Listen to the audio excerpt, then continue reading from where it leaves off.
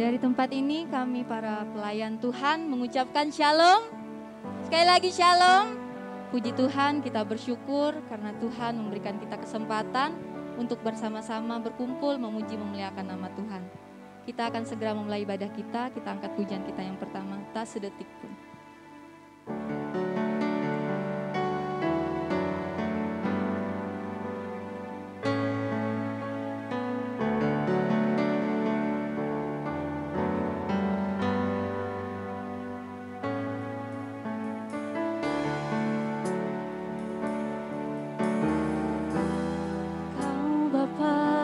Setia, tak pernah sedetik kau tinggalkan diriku. Hatiku teguh di dalam janji.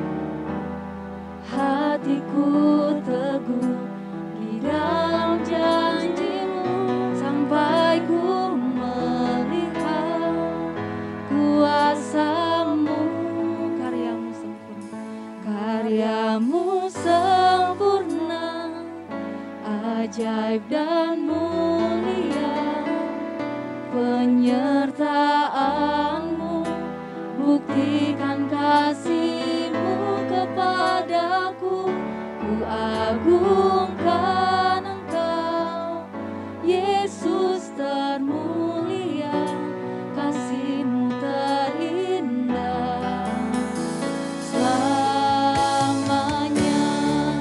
Kembali kita angkat pujian ini dari awal. Kau Bapa yang setia.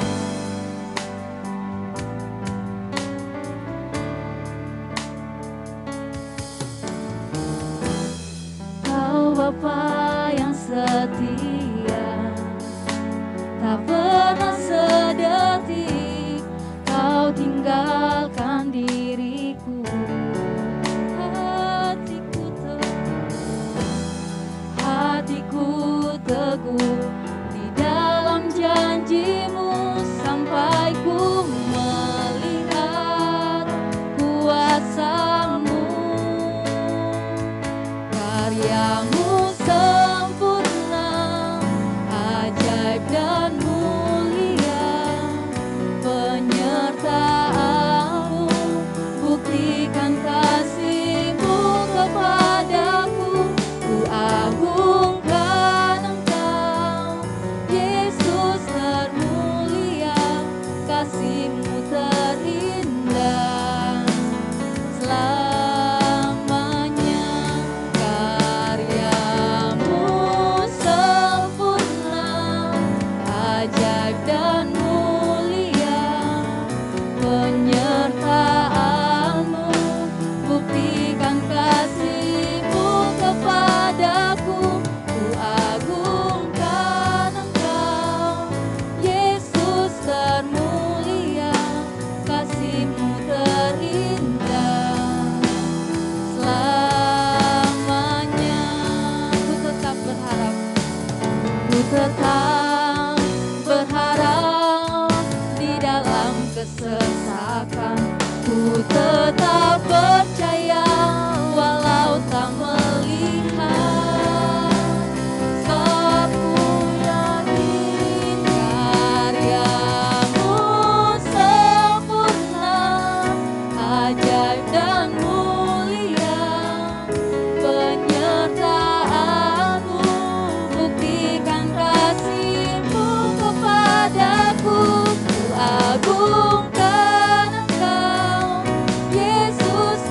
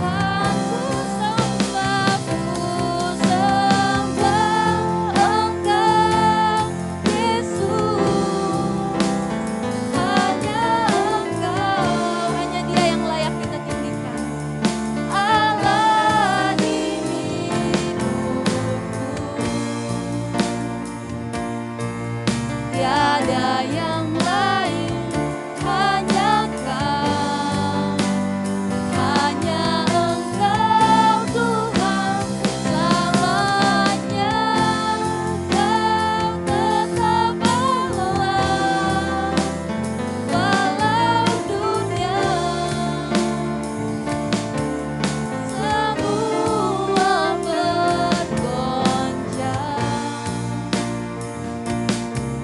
tak tergoyahkan. Kau tetap Allah, Kau tetap Allah, Kau tetap Allah, Kau tetap Allah, Kau tetap Allah. Doa pembukaan saya serahkan kepada Yang Maha Kuasa.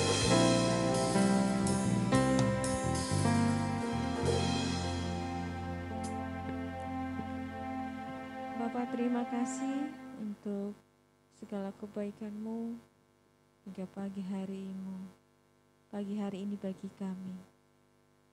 Kau tetap Allah yang sama seperti awal kami mengenal-Mu Tuhan. Kebaikan, kemurahan, kasih-Mu, pertolongan-Mu yang senantiasa dalam hidup kami. Terima kasih Bapa, terima kasih. Ajari hidup kami untuk selalu memuji Engkau, memuliakan Engkau dalam setiap hidup kami. Apapun yang kami kerjakan, ajari kami selalu mengandalkan Tuhan dan selalu bersandar kepadamu saja. Tuhan menolong setiap kami Tuhan, yang sudah datang beribadah di rumah Tuhan hari ini, bukan karena sebuah kebetulan, bukan karena juga karena jadwal, tapi kami mau rindu datang karena kami mengasihi dan mencintai Tuhan dan mengenal Engkau dengan benar. Tuhan menolong kami Bapa, baik Om-Omo yang beribadah di lantai 1, sukacita dari Roh Kudus juga tidak berbeda dengan kami yang ada di lantai 2. Sidang jemaat Tuhan yang masih dalam perjalanan, tibakan di tempat ini dengan segala baik.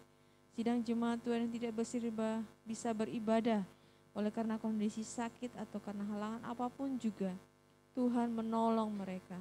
Damai sejahtera Allah menyertai hidup mereka. Kami berdoa juga Tuhan untuk seluruh pelayan Tuhan yang ambil bagian di ibadah minggu ini. Pelayanan apapun itu, Tuhan menolong, Roh Kudus membuat mereka tetap bersyukur dalam setiap pelayanan ini. Berlah segala pujian, penyembahan kami hanya untuk kemuliaan nama-Mu. Terpujilah nama-Mu Bapa, kami tahbiskan ibadah kami hanya di dalam nama Tuhan Yesus Kristus. Haleluya. Amin.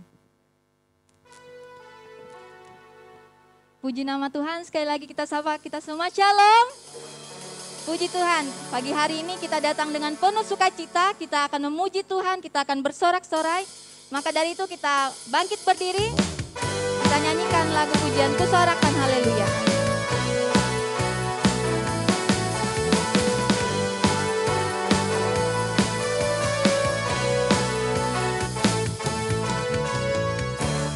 Yesus, Kau kekuatan di hidupku, takkan gentar langkahku. Kau angkat tanganku di saat ku jatuh, Kaulah sumber kuatku. Lembah yang kelam kan kulewati, Lembah yang kelam kan ku lewati, sebab Tuhan beserta dengan kita. sebab Engkau sertaku. Dengan imanku ku diselamatkan, Dengan imanku ku diselamatkan oleh kuasa Yesusku. oleh kuasa Yesusku. Sama-sama kita katakan, Ku angkat tanganku, ku sorakkan haleluya. Namamu berkuasa, surga bumi nyatakan. Ku angkat tanganku, nyatakan Kau hebat, Allah yang perkasa, perkasa selamanya.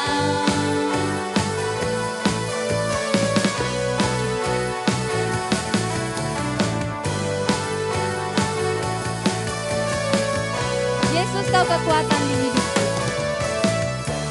Yesus kau kekuatan di hidupku, takkan gentar langkahku. Kau angkat tanganku di saat ku jatuh. Kau angkat tanganku di saat ku jatuh. Kaulah sumber kuatku, Lembah yang kelam kan ku lewati. lembah yang kelam kan ku lewati. Sebab Engkau sertaku. Dengan imanku ku diselamatkan oleh kuasa Yesusku. Ku angkat tanganku, ku sorakan haleluya. Namamu berkuasa, surga bumi nyatakan. Ku angkat tanganku, nyatakan kau hebat. Allah yang perkasa, berkuasa selamanya. Allah yang perkasa, Allah yang perkasa, berkuasa selamanya. Allah yang perkasa. Allah yang perkasa, berkuasa selamanya.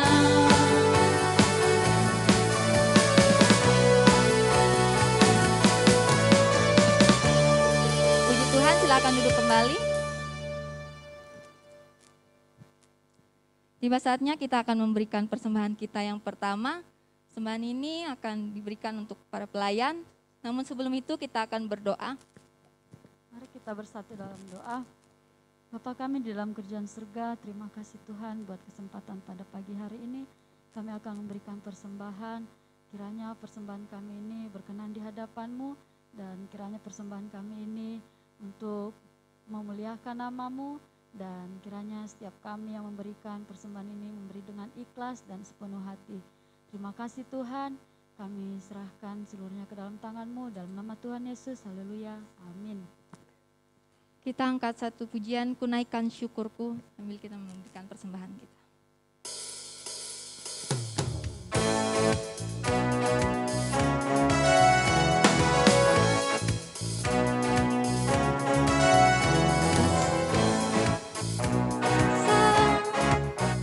Lebih kuat dari dosa, kasih yang menemukanku, selamatkan dan pulihkanku.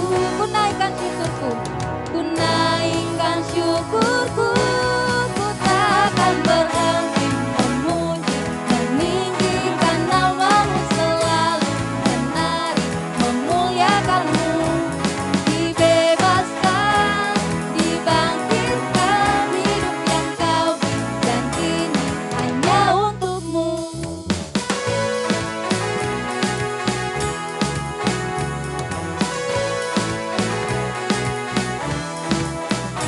Kasih yang begitu besar, lebih kuat dari dosa, kasih yang menemukanku, selamatkan dan pulihkanku.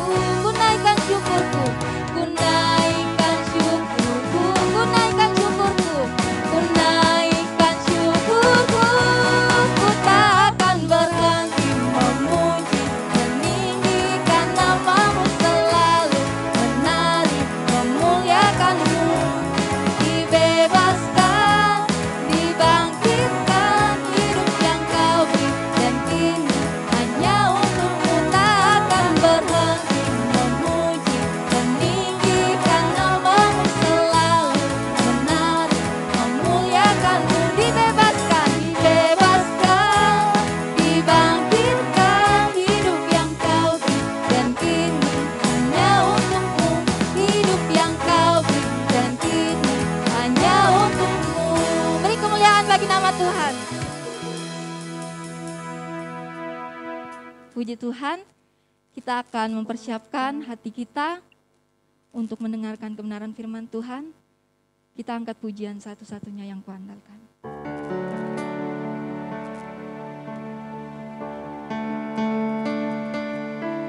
Kita percaya bahwa dalam kehidupan kita hanya satu pribadi yang boleh kita andalkan.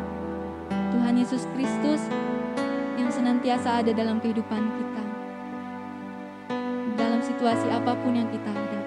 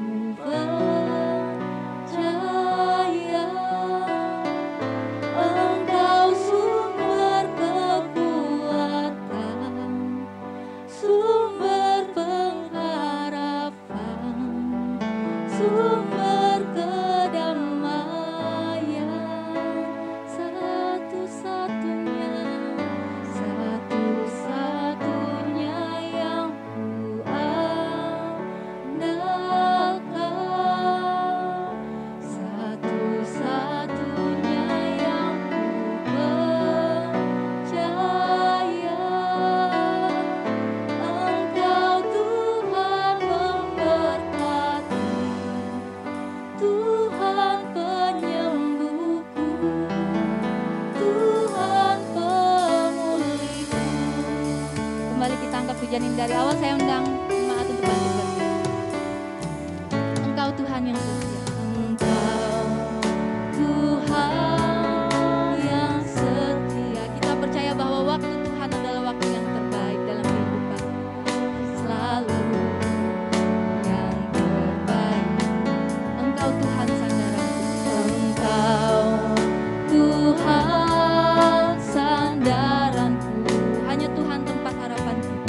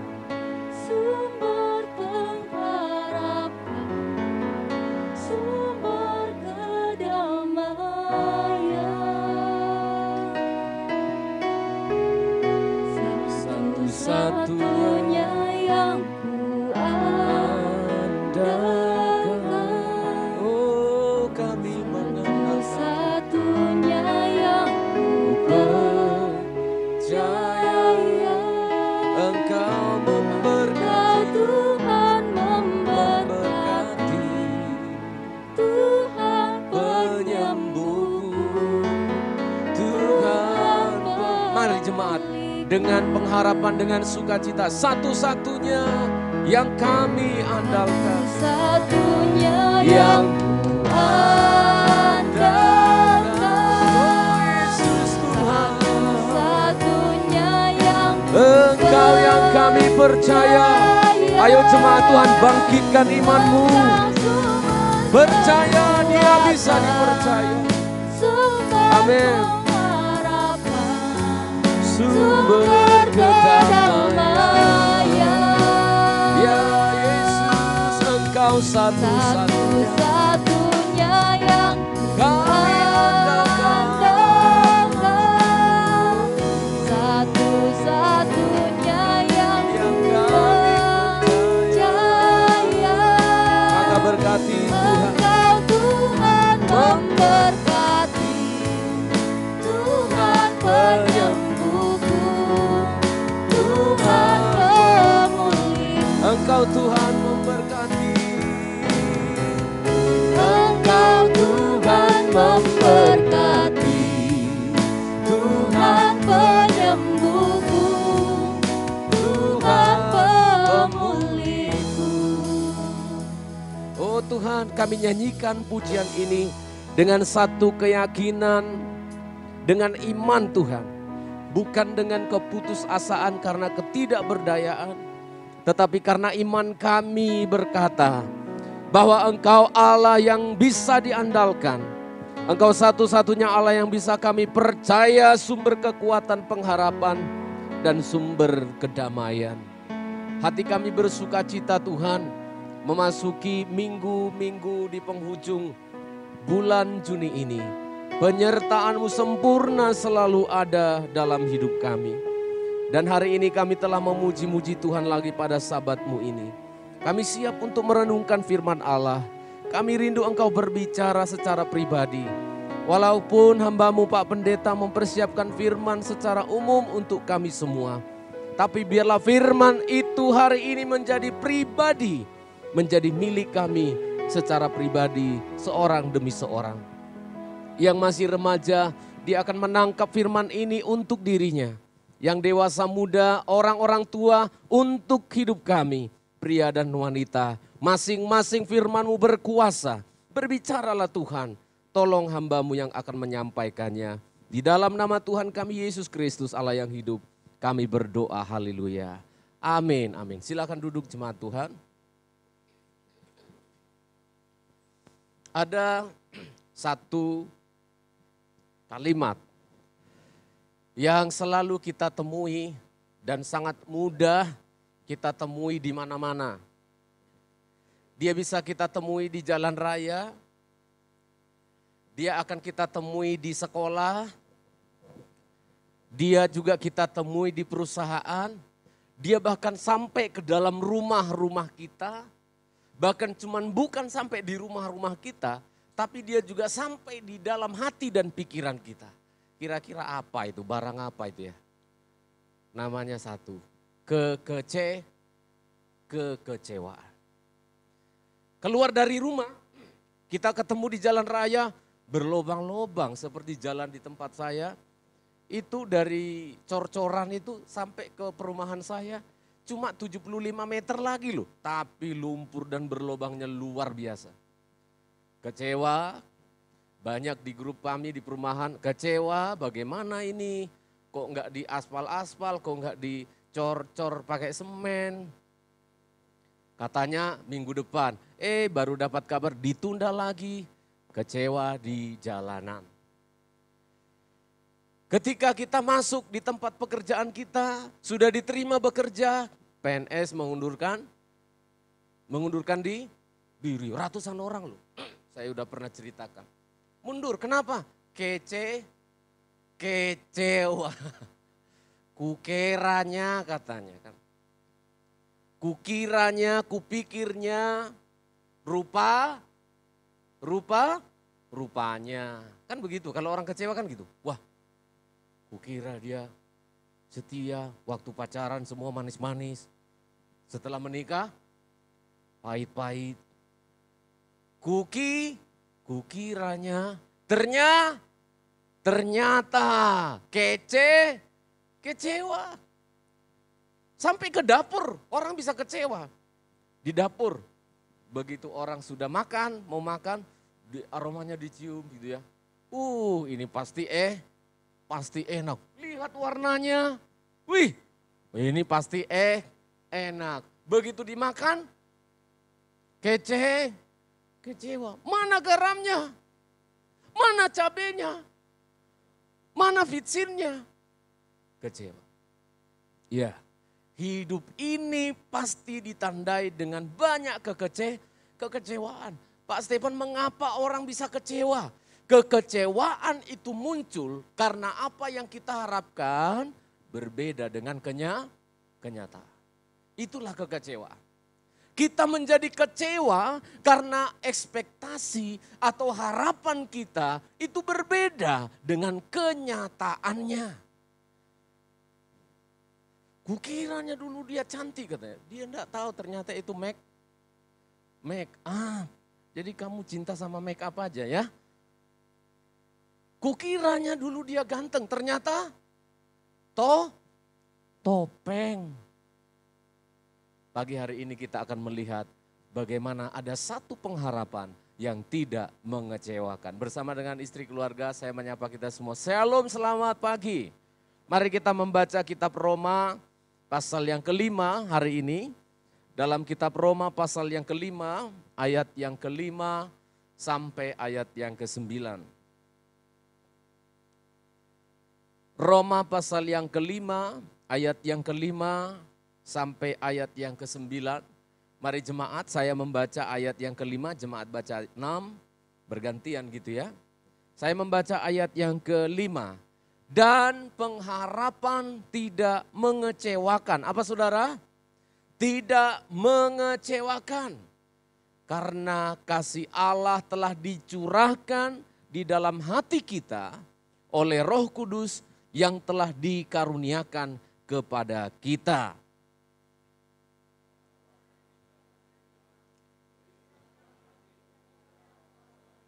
Ya.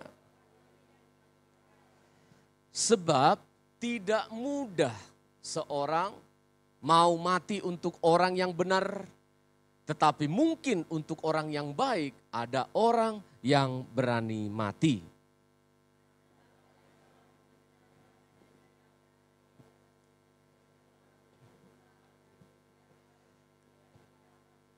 Lebih-lebih karena kita sekarang telah dibenarkan oleh darahnya, kita pasti akan diselamatkan dari murka Allah. Katakan untuk firman Allah, amin. Dan pengharapan tidak mengecewakan.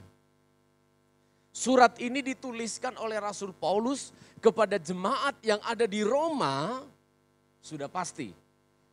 Kalau ada surat yang mengatakan ini loh pengharapan ini tidak mengecewakan loh. Berarti memang keadaan jemaat yang ada di Roma sudah ada benih-benih kekecewaan. Sudah ada benih-benih sesuatu yang diharapkan tidak kenyataannya tidak dialami. Sudah ada. Sehingga hamba Tuhan ini menuliskan. Pengharapan di dalam Kristus Yesus itu tidak mengecewakan. Loh mengapa? Itu pengharapan yang seperti apa? Tadi Pak Stefan sudah katakan, dalam kehidupan kita, di seluruh perjalanan hidup kita mulai keluar dari rumah, sampai balik lagi ke rumah, itu kekecewaan itu selalu membuntuti kita. Selalu mengikuti kita. Dunia ini mengecewakan, amin. Dunia ini banyak mengecewakan. Itulah dunia yang sudah berdosa ini. Banyak hal-hal yang mengecewakan. Saya juga sebagai pendeta, saudara bisa menganggap kecewa saya, pendeta saya kayak gitu. Kenapa? Kurang ganteng kayak apa? Jackie Chan gitu kan. Kecewa orang. Karena kita memiliki pemikiran-pemikiran yang berbeda-beda. Tapi Rasul Paulus katakan ini loh, ada satu pengharapan yang tidak pernah akan mengecewakan. Oh, hati saya mengucap syukur. Saya duduk di situ sambil menyanyi puji-pujian kita. Oh, terima kasih kepada Tuhan, satu-satunya yang bisa diharapkan. Satu-satunya yang bisa diandalkan adalah Tuhan. Maka seperti apa yang dimaksudkan oleh Rasul Paulus, pengharapan yang tidak mengecewakan ini. Pada ayat yang ke-5 sampai ayat yang ke-7, oh hati saya bersuka cita. Mengapa pengharapan tidak mengecewakan? Ayat 5. Karena, mari jemaat lihat ayat itu. Karena kasih Allah telah dicurahkan di dalam hatiku. Kata kitanya jadi pribadimu ya. Pengharapan tidak mengecewakan karena kasih Allah telah dicurahkan di dalam hatiku oleh Roh Kudus yang telah dikaruniakan kepada kita. Kasih Allah yang membuat. Ketika Rasul Paulus menjelaskan kepada jemaat di Roma, ternyata Paulus tidak sedang memberikan angin sorga, janji-janji palsu seperti para calon-calon bupati, calon wali kota, dan ini sudah mulai rame. Calon-calon presiden, nanti akan begini, begitu, begini, begitu, begini, begitu. DP kos-kosan akan 0%, DP-nya ruko akan 0%, DP-nya rumah akan 0%. Gak jadi-jadi. Kecewa kita. Rasul Paulus tidak memberikan angin surga. Dia katakan, kalau ada roh Allah memberikan kasih Allah di dalam hatimu, maka engkau tidak akan pernah kecewa dalam mengiring Tuhan. Engkau tidak akan pernah kecewa. Rasul Paulus menuliskan kata pengharapan di sini adalah satu keinginan atau bahasa untuk anak-anak muda ekspektasi gitu ya. Ada satu harapan yang dijanjikan oleh Tuhan kepada jemaat di Roma dan kepada kita yang pasti tidak akan mengecewakan. Karena apa? Ternyata sudah ada ekspektasi lain.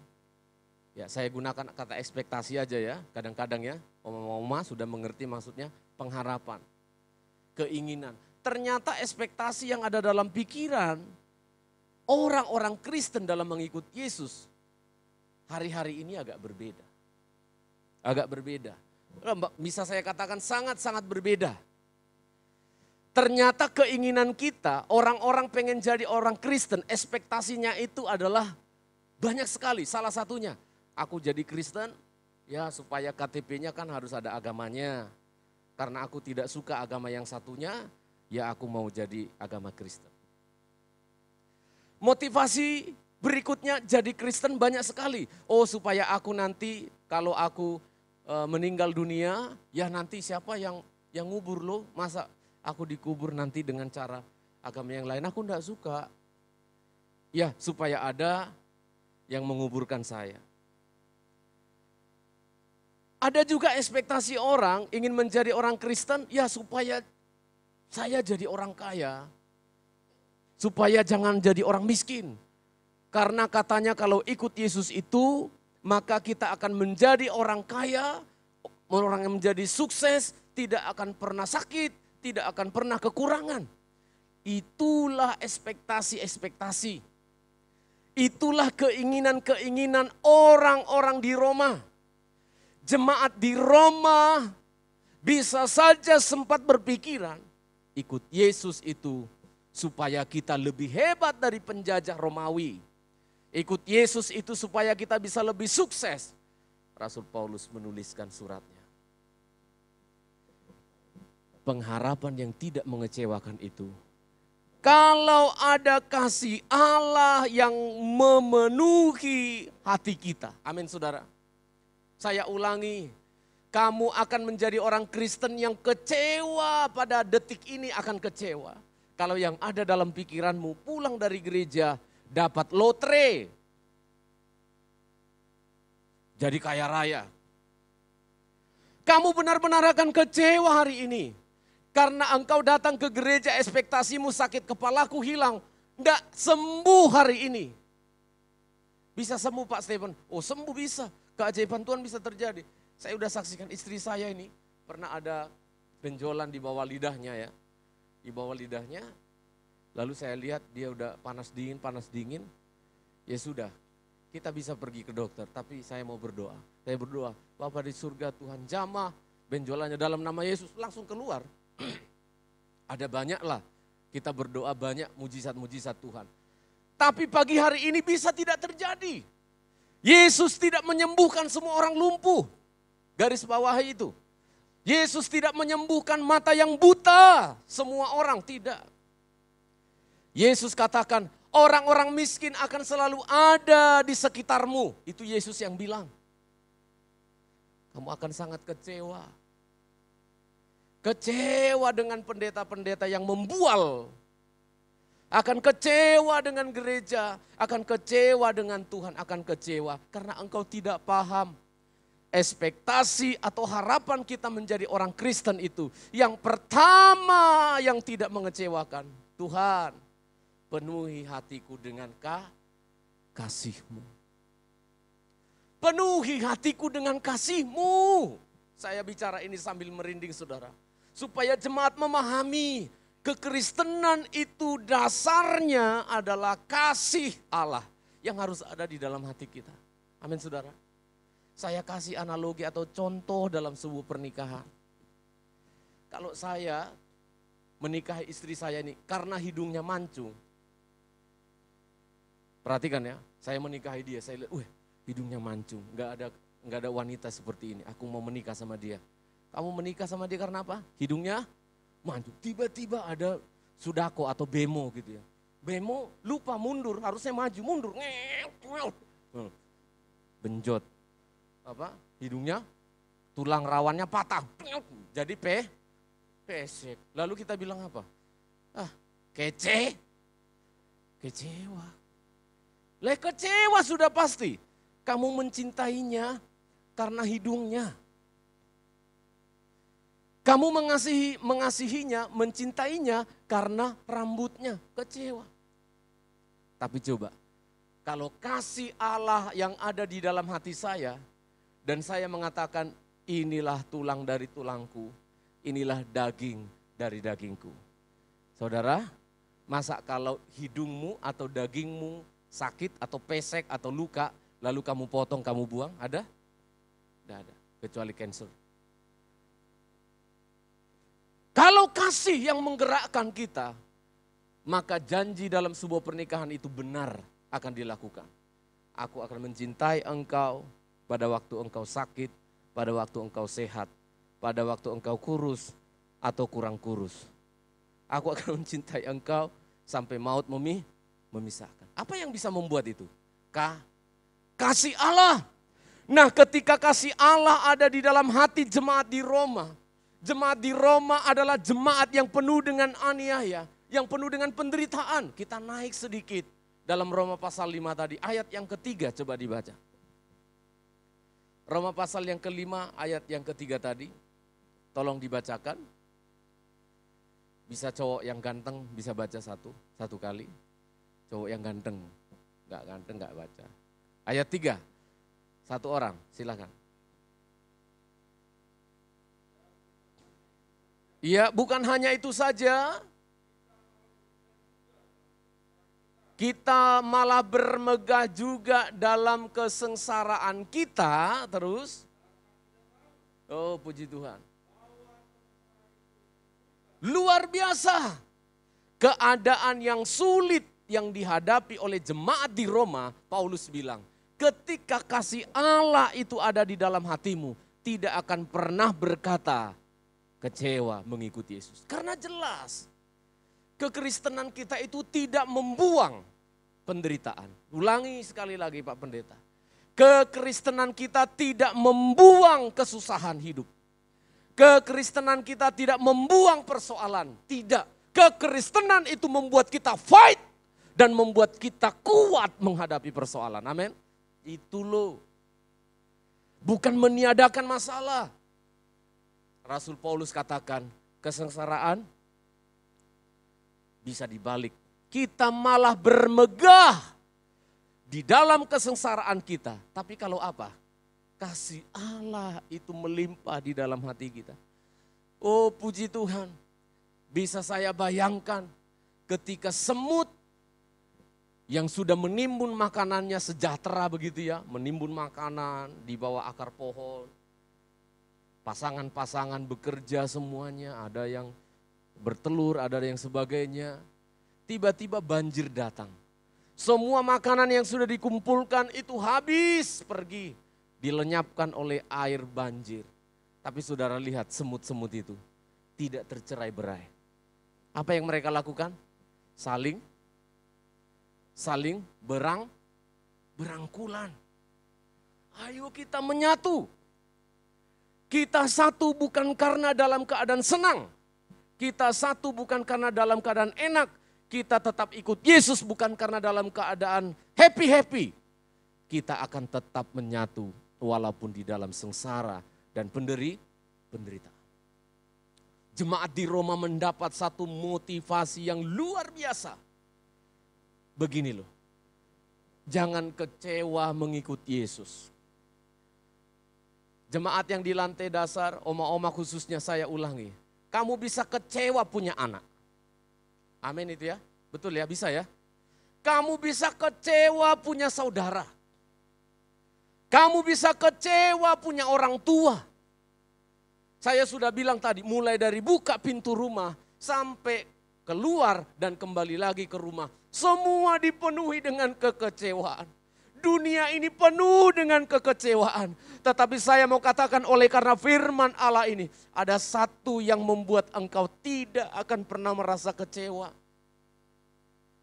Kasih Tuhan harus memenuhi hatimu. Amin saudara. Kasih Tuhan itu yang kamu minta.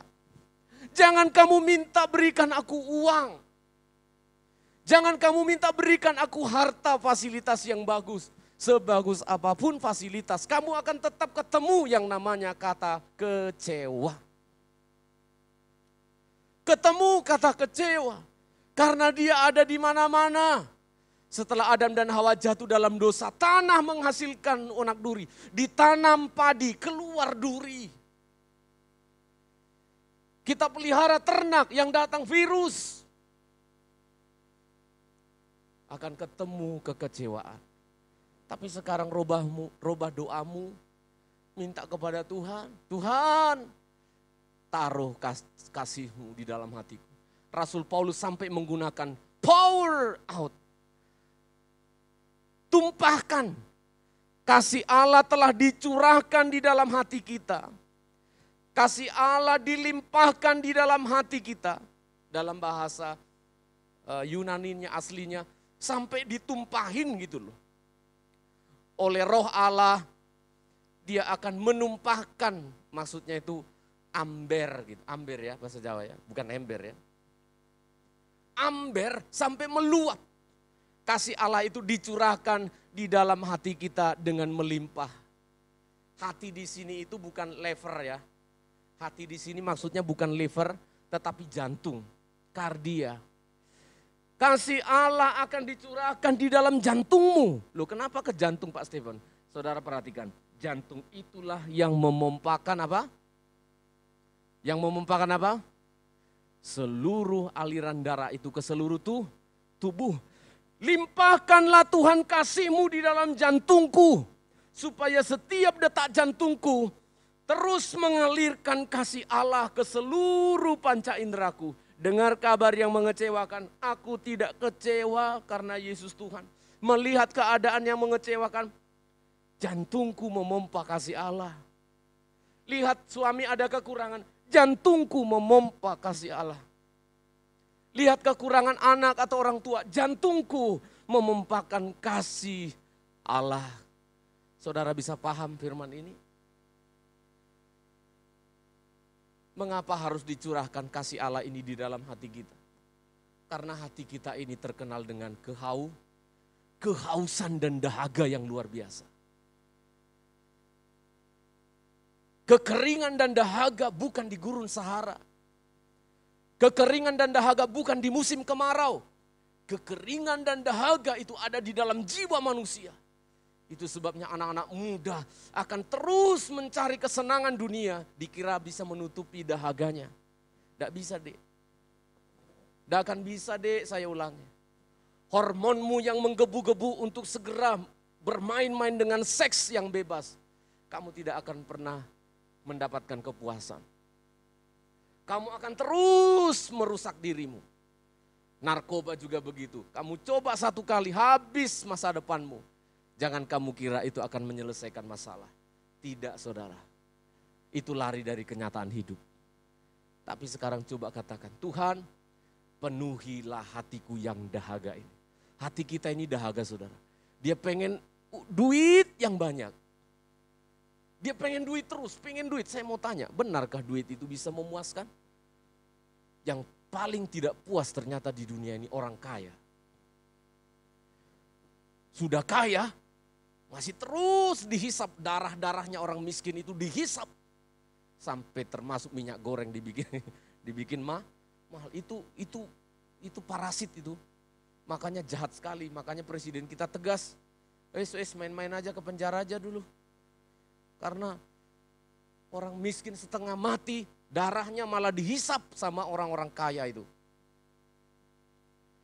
Tak pernah puas, Pak, Bu. Tidak akan pernah puas dengan duit. Tapi coba sekarang praktekkan ya. Setelah pulang dari gereja ini praktekkan coba. Apa yang disampaikan oleh firman Allah ini. Praktekkan, kamu berdoa. Tuhan, penuhi hatiku dengan kasih-Mu. Amin, saudara. Kamu akan melihat suamimu ganteng banget. Amin. Oh, kalau hati kita sudah penuh dengan kasih Allah, meskipun yang masak di rumah kita bukan koki Juna, chef Juna, tapi masakannya enak sekali. Anak-anak yang punya ekspektasi bisa kaya raya, bisa punya ini fasilitas itu, kamu terus menuntut. Dengan kasih Allah memenuhi hatimu, kamu akan bilang apa? Mantap Papa, Honda Supranya tahun 56 itu bagus sekali. Amin, saudara. Iya, HP odong-odong, itu yang ada diberikan orang tua, odong-odong. HP kentang, kalau ada masih kentangnya, kita bisa bersyukur. Rasul Paulus mengatakan, ini yang paling penting, penuhi hati kita dengan kasih Allah. Bahkan ajaib, dalam penderitaan Rasul Paulus dicambuk 40 kali, 2 kurang 1 setiap kali hukumannya. Pada waktu dia menuliskan surat kepada jemaat di Filipi, itu dia sedang diborgol. Saya ulangi, Rasul Paulus bukan omong kosong. Rasul Paulus telah membuktikannya. Ketika tangannya diborgol, badannya penuh dengan bekas-bekas luka yang disebut duri-duri dalam dagingnya. Yang begitu sakit sekali. Bahkan ada penelitian mengatakan matanya pun agak kabur. Karena dia harus menulis surat-suratnya dengan huruf-huruf yang besar-besar. Tapi dia bilang apa? Dalam suratnya di Filipi, surat dari penjara. Harusnya kan begini ya. Saya pendeta ini kan di penjara di Porong, katakan di lapas kelas 1 Porong. Lalu saya mengirim surat ke jemaat di Sedati. Saya ini dipukuli, menderita. Kira-kira kalau saya nulis surat ke kalian apa kira-kira? Mau dikirim kayak minyak tawon? Betul enggak? Iya tuh minimal tuh. Jemaat ini loh, mata kalian itu di mana? Enggak peka, enggak punya perasaan. Pendeta dianiaya, mau kirim ke apa? Rujak cingur gitu loh. Iya kan? Paling tidak mengeluh, bagaimana kalian ini tidak pernah berkunjung tidak pernah besuk. Paulus bilang apa dalam surat Filipi? Kita baca saja ya. Ini surat yang dia tulis dari penjara.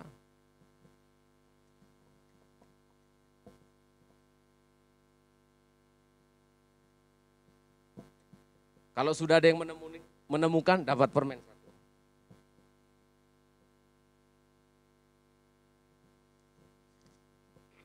Filipi, bersukacitalah senantiasa. Pasal yang kedua,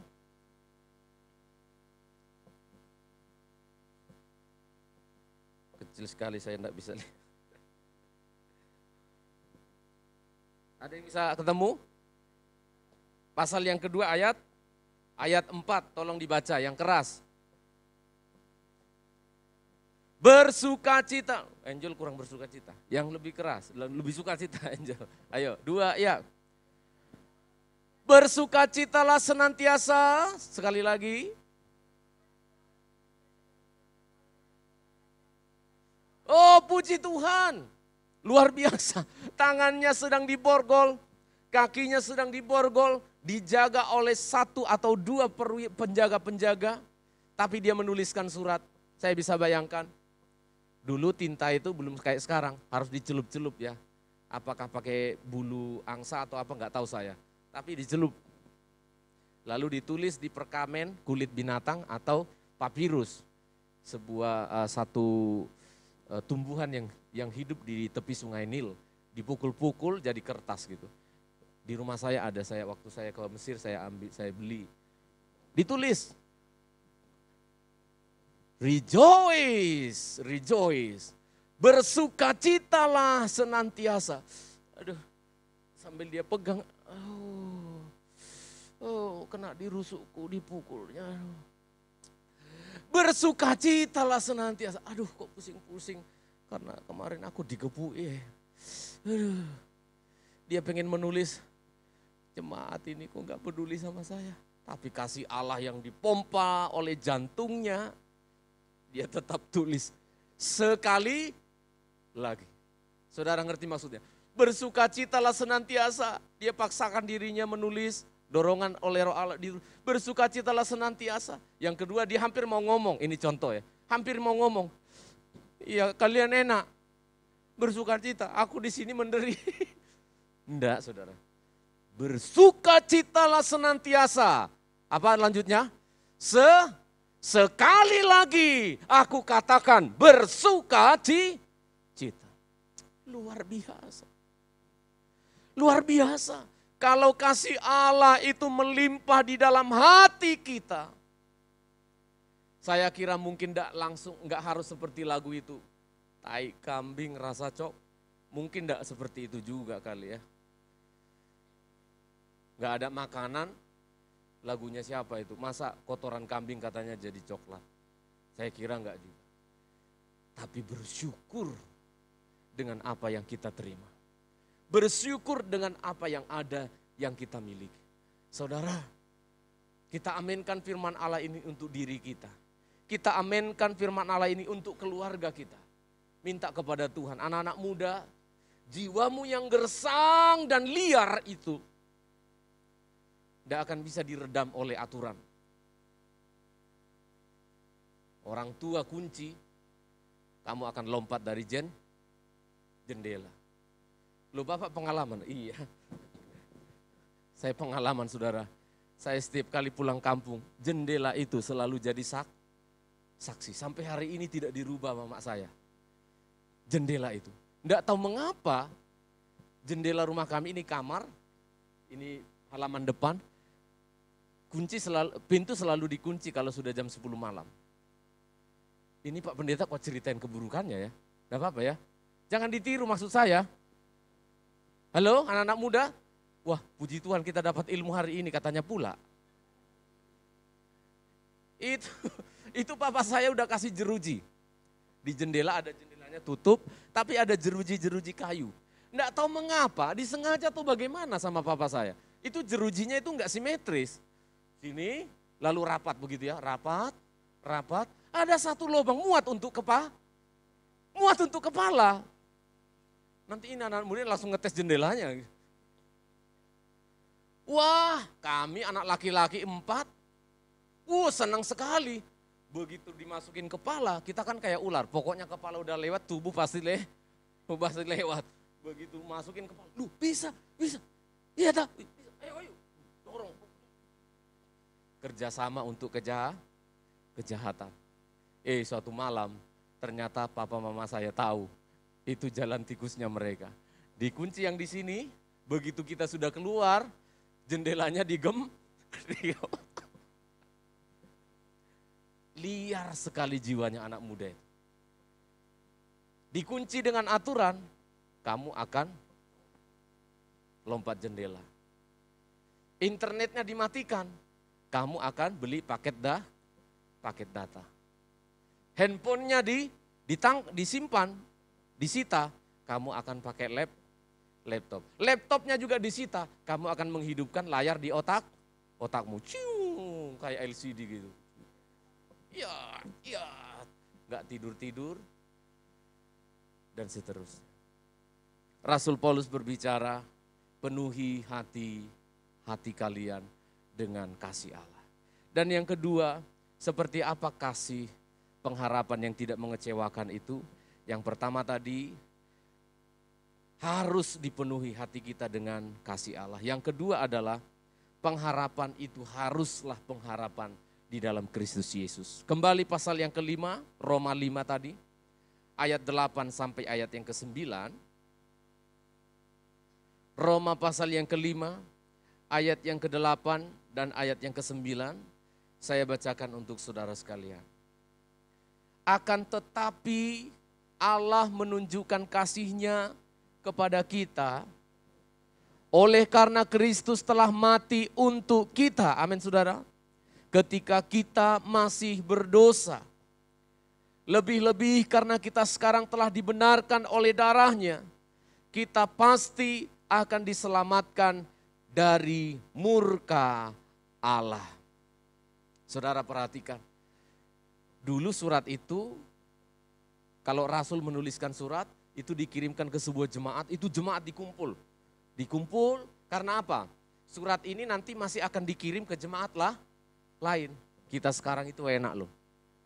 Semua punya Alkitab, tapi gak pernah dibaca, sayang sekali. Tapi dulu kitab itu gulungan dari kulit binatang atau dari papirus. Digulung, yang sekarang masih ada di museum-museum di Alexandria, di Inggris, di Amerika. Salinan-salinan kitab-kitab Alkitab kita itu yang aslinya, itu digulung. Jadi kalau mau dibacakan, itu kumpulkan jemaat, lalu dibacakan. Ayo ngumpul, ada surat dari Rasul. Ngumpul semuanya, dibacakan. Pengharapan yang tidak mengecewakan. Wah, jemaat sudah senang. Pengharapan yang tidak mengecewakan. Hore, ada pembagian bonus. Hore, kita dapat rezeki. Tiba-tiba dibaca. Pengharapan yang tidak mengecewakan. Apa itu? Lalu dibaca. Allah menunjukkan kasih-Nya kepada kita. Oleh karena Kristus telah mati untuk kita. Aduh. Pengharapan yang tidak mengecewakan tentang kematian. Ternyata bicara tentang kematian. Saya kira dapat tiket kah nonton MotoGP di Mandalika. Entah dapat tiket dari mana tadi nonton film. Ini pengharapan yang tidak mengecewakan. Ternyata kematian. Saudara perhatikan baik-baik. Inilah dasar kekristenan kita. Dasar kekristenan kita bukan teologi kemakmuran. Saya ulang. Dasar kekristenan kita bukan teologi prosperity gospel atau Injil kesuksesan, Injil kemakmuran. Jangan, kalau engkau pernah mendengar itu sesat. Dasar dari kekristenan kita adalah berita salib. Dan ini pendeta sudah sangat sedikit yang mau berbicara ini. Saya ulang, di mana-mana tempat saya berkhotbah, hati saya ditekankan oleh Tuhan. Biarlah saya menjadi salah satu dari pendeta yang tidak terlalu disukai. Tidak masalah bagi saya. Tapi saya menemukan pengharapan yang tidak mengecewakan itu haruslah berita tentang salib Kristus Yesus. Amin saudara. Karena di dalamnya kita menjadi kuat dan tangguh. Di dalamnya kita menjadi orang Kristen yang sangat-sangat excited. Sangat-sangat kuat dan tak tergoyahkan. Rasul Paulus sampaikan kepada jemaat, saya tidak tahu reaksi mereka karena tidak ada rekamannya waktu itu. Tapi saya yakin juga jemaat di Roma juga dikuatkan oleh karena firman Allah ini. Bagi orang kematian itu sial. Bagi kita manusia kematian itu merugikan. Bagi kita manusia kematian itu adalah kekalahan, kegagalan. Tapi saudara baca enggak baik-baik ayat itu? Baca enggak? Coba kita perhatikan pelan-pelan ya. Akan tetapi Allah menunjukkan kasih-Nya kepada kita. Oleh karena Kristus telah mati untuk kita ketika kita masih berdosa. Belum dapat? Mananya yang hebat Pak Stephen? Saya ulangi. Allah menunjukkan kasih-Nya kepada kita lewat Dia mati untuk kita. Amin saudara? Coba kamu tadi kecewa sama suamimu itu karena apa? Egois Pak suamiku Pak. Kamu kecewa sama anakmu itu tadi kenapa? Nggak mau dengar-dengaran Pak. Kamu kecewa tadi sama orang tuamu itu kenapa? Orang tuaku nggak peduli sama saya Pak. Mengecewakan. Saudara lihat. Yesus mati untuk engkau. To show. Untuk menunjukkan bukti kasih-Nya. Saya mau tanya. Bukti kasih yang tertinggi. Pengharapan yang sejati. Ekspektasi harapan kepada seseorang yang paling tinggi apa? Kira-kira. Hah? Kalau dia peduli kepada saya, sudah bagus itu. Udah tinggi itu. Kalau suami saya perhatian terus, wah, senang sekali saya. Kalau anak saya baik, wah senang sekali saya. Saudara lihat. Kematian yang dimaksud di sini bukan kegagalan. Kematian yang dimaksud di sini bukan kesialan. Kematian yang dimaksud di sini adalah bukti cinta yang tertinggi. Bukti cinta yang tertinggi adalah ada orang mau mati untuk orang jelek. Ayat 9. Bukti cinta yang tertinggi adalah ada orang yang mati bagi orang berdosa. Aduh belum ada ya, belum ada. Suami mati untuk istrinya kok saya belum pernah lihat. Sinetron sih banyak. Banyak itu. Karena istrinya lemah begitu lalu dia mau mati untuk dia. Kok enggak ada saya lihat. Bahkan istrinya masih cantik aja dia sudah ninggalin istrinya. Dia menunjukkan kasih-Nya dengan mati untuk kita. Perhatikan ayat itu ayat 8. Yesus mati untuk siapa saudara? Untuk siapa? Untuk saya. Yesus Kristus telah mati untuk kita. Ketika kita baik-baik bukan. Ketika kita setia bukan. Ketika kita masih berdosa. Oh terima kasih kepada Tuhan sungguh. Bukan hanya omong kosong. Ini pengharapan bukan omong kosong atau janji-janji supaya kampanye. Ayo aku mau mati untuk kalian rakyatku. Supaya apa? Supaya dipilih jadi presiden. Ayo, aku akan membantu semua gratis untuk dipilih jadi presiden. Enggak. Kapan Yesus mati untuk engkau? Ketika engkau belum lahir. Saya ulangi, kapan Yesusnya mati untuk engkau? Tahun depan Pak, itu janji bohong. Dia sudah mati, baru surat ini ditulis. Amin saudara. Yesus sudah mati pada tahun 33 Masehi. Dia mati di kayu salib untuk engkau. Tahun 68 Rasul Paulus menuliskannya untuk jemaat di Roma. Sudah terbukti jauh-jauh hari kasih Allah itu kita terima. Bukan akan kita terima. Itu sebabnya kalau ada orang Kristen kok masih lemah. Karena kamu tidak percaya teologi kematian Kristus. Kamu sudah terkadung mendengar teologi-teologi kemakmuran yang anti salib. Yang membuat telinga sidang jemaat bengkak besar mendengar, oh puji Tuhan, kita orang yang hebat, kita orang yang sukses. Saya ulangi sekali lagi, tidak apa-apa saya dibenci. Tapi ini yang saya temukan. Kematian Kristus adalah dasar dari pengharapan kita. Amin. Ya, puji Tuhan. Kalaupun engkau dalam keadaan sakit sekarang, gak sembuh, kamu bisa bilang begini. Jangankan menyembuhkan saya, Yesus sudah mati untuk saya. Kalau engkau belum kaya-kaya juga, belum sukses-sukses juga pada saat hari ini, engkau berkata, Yesus sudah mati untuk saya, bukan omong kosong. Jemaat di Roma sangat bersyukur ketika dijelaskan oleh Paulus. Inilah pengharapan yang tidak mengecewakan itu. Sudah terbukti, bukan hanya janji-janji semata.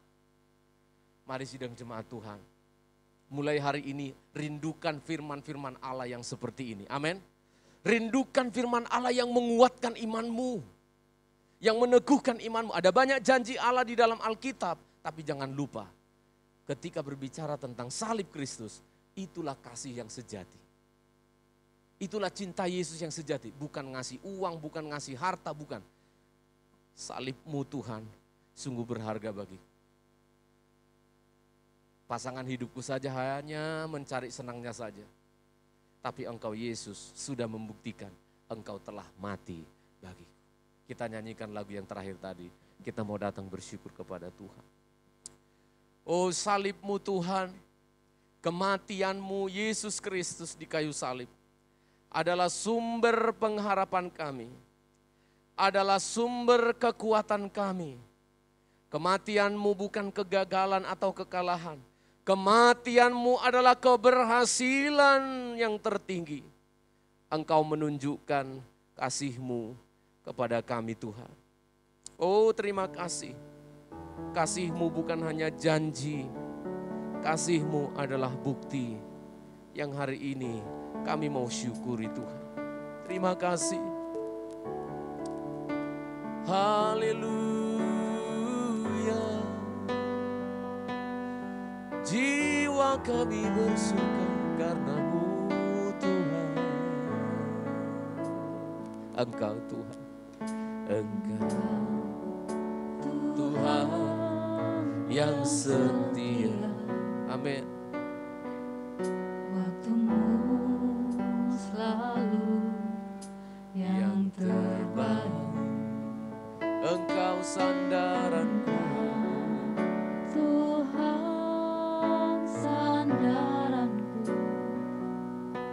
Ku hanya kan berharap padamu. Satu-satunya yang kami andalkan Satu-satunya yang adalah Yesus.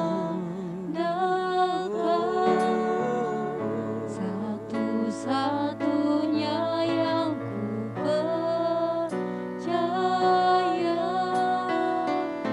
Engkau sumber kekuatan, sumber pengharapan, sumber kedamaian. Satu-satunya,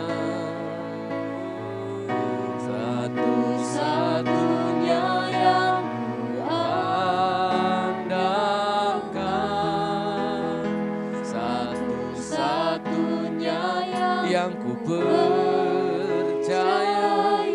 Dia memberkatimu, sudah memberkati. Memberkati Tuhan penyembuhku, Tuhan pemulihku. Engkau Tuhan yang kami percaya. Oh, Engkau Tuhan yang setia, waktumu yang terbaik. Yesus, kami mengasihimu. Haleluya. Minta kasih Tuhan melimpah di dalam hatimu jemaat. Dan ku hanya kan Berharap padamu, ya karena Engkau satu-satunya satunya yang kami andalkan. Satu-satunya yang ku percaya. Sumber kekuatan, Engkau sumber kekuatan, sumber pengharapan, sumber kedamaian. Satu-satunya yang kuandalkan. Satu-satunya yang kuandalkan. Satu-satunya yang percaya. Engkau memberkati. Mari jemaat Tuhan kita berdiri bersama, ambil waktu mau bersyukur kepada Tuhan. Tuhan pemulihku, satu-satunya yang kuandalkan. Satu-satunya Haleluya. yang kuandalkan. Amin. Amin. Amin. Satu-satunya Yang ku percaya. Engkau sumber kekuatan, sumber pengharapan, kedamaian. sumber kedamaian. Satu-satunya Satu-satunya yang kuandalkan. Satu-satunya yang ku percaya.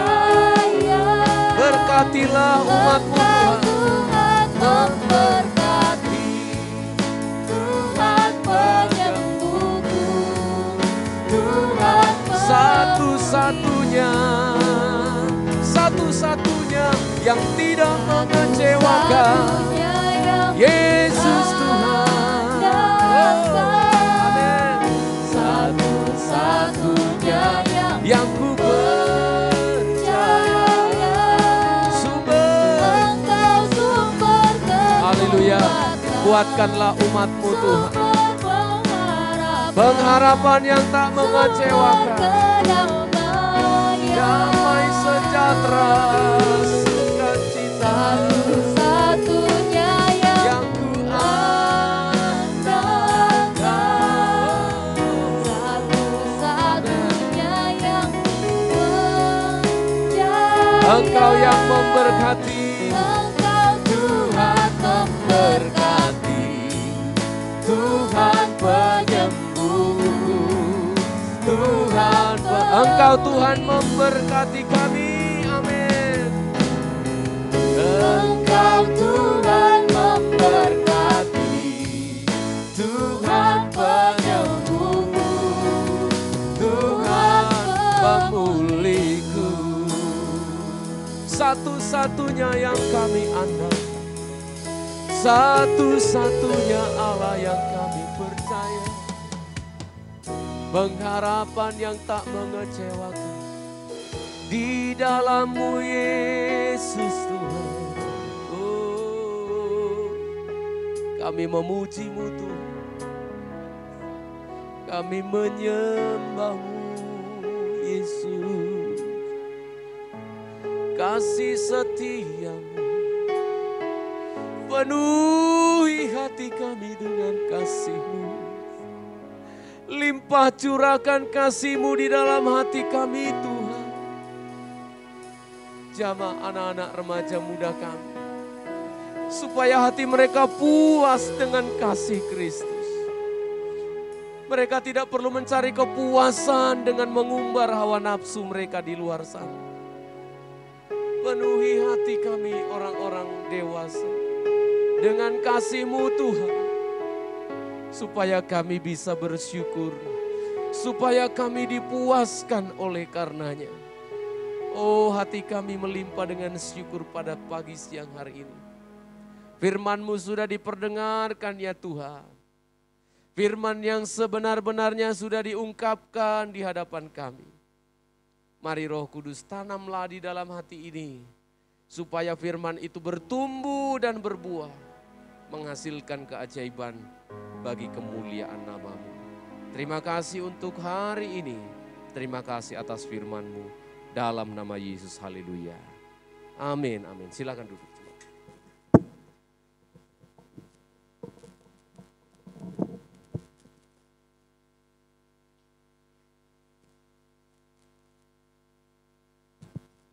Puji Tuhan, semua diberkati oleh firman Tuhan, amin. Kita akan memberikan persembahan kita yang kedua. Kita angkat pujian dari Ref kusorakan haleluya.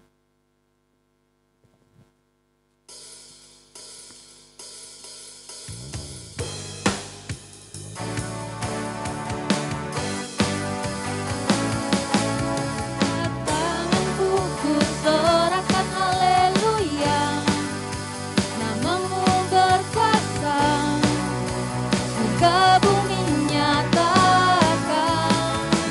Ku angkat tanganku nyatakan kau hebat, Allah yang berkuasa, berkuasa selamanya. Ku angkat tanganku, ku sorakan haleluya, namamu berkuasa, surga bumi nyatakan. Ku angkat tanganku nyatakan kau hebat, Allah yang berkuasa, berkuasa selamanya.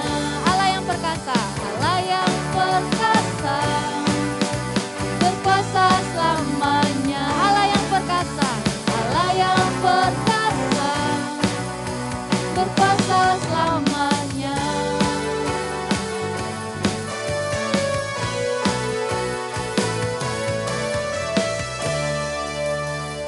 Mari kita berdoa untuk persembahan kita yang kedua. Bapa, kami bersyukur untuk kebenaran firman yang telah kami dengar. Kami telah mengumpulkan persembahan kami. Biarlah persembahan kami pada pagi hari ini berkenan di hadapan Tuhan. Terima kasih Tuhan Yesus, terima kasih. Ini setiap kehidupan kami. Haleluya, amin. Selanjutnya kita akan mendengarkan pengumuman dari buku.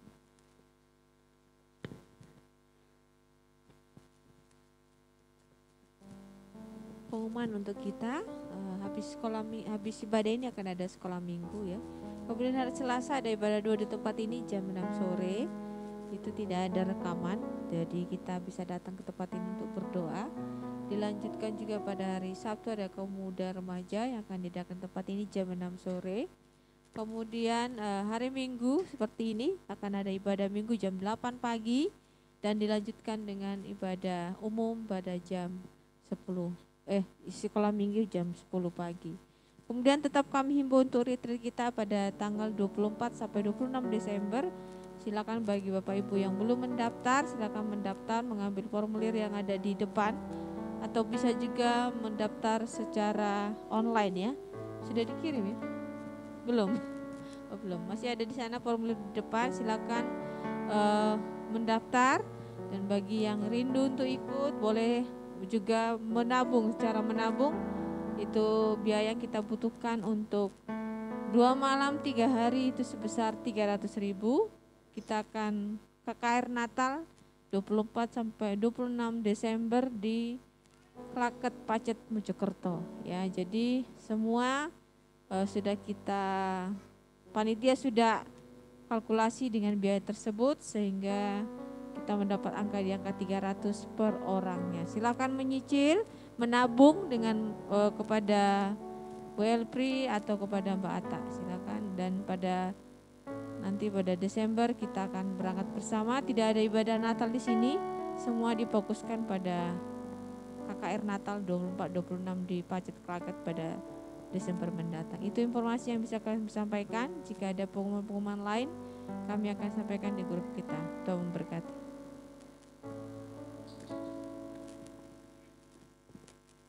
Kita akan segera menutup ibadah kita. Kita angkat pujian kita. Tak sedetik pun. Saya undang semua untuk bangkit berdiri.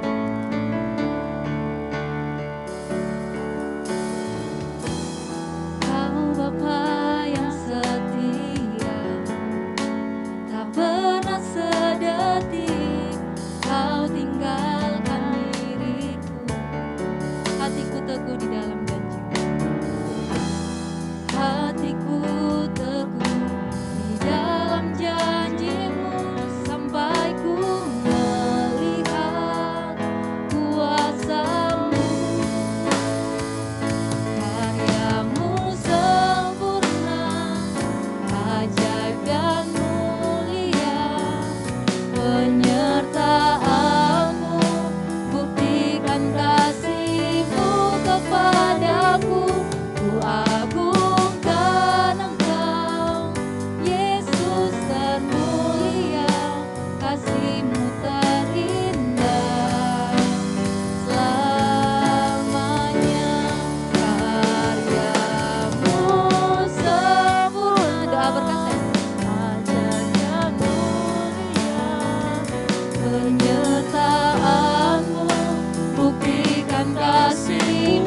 kepadaku, ku agungkan Engkau.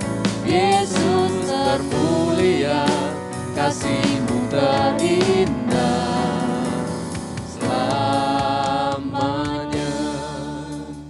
Bapa di surga, disinilah jemaat-Mu sudah datang.